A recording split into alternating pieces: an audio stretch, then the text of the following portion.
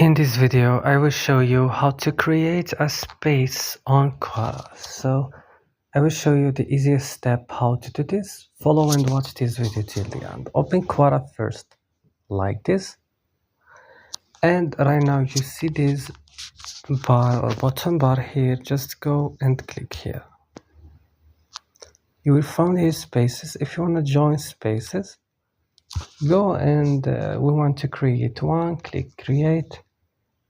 And click in up space the name and description of your space. If you want, just in up and click on create,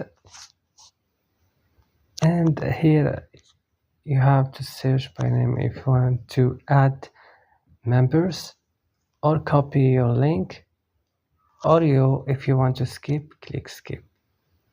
And yeah, I create my space. That's all in this video. Don't forget to like and subscribe. And